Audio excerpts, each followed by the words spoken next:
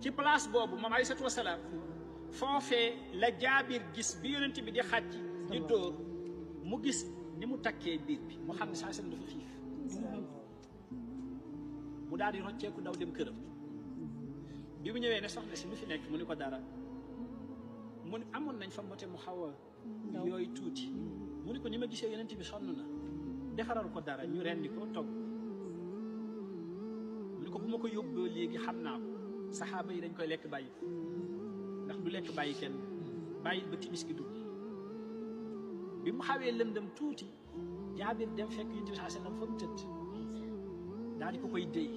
ne ko sama soxna daf la préparé loon lekk bariwul na ma bëggoon yàgg ñi nga nekkal nii ñu ànd ngeen dem reer dem si waat yonent bi jóg rek yuux yaa ahlal xandaq allahu akbar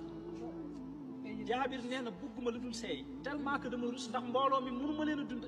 xaw ma fu may jaar nen ko waaxu bàyyi ko fi ñëw na sama soxna waaru nañ mu ni ma lan la may ko yonent bi woo na ñi daje ci biir xandaq yépp ñi ngi ñëw sa kër gi soxna ko yonent bee leen woo mu ko waaw mu ne ko na sa xel alayhi salaam agsi ne Jaabir ana ñam bi mu génnee ko teg mu yëkkati loxoom yi tedd yooyu teg ci daal di ciy ëf loolu itam yu sell yooyu yëkkati commencé di servir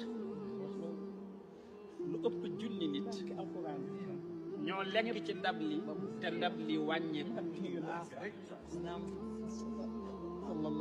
kookoy alayhi salaatu wasalaam ci mujizaat yi ko borom bi subhanahu wa taala def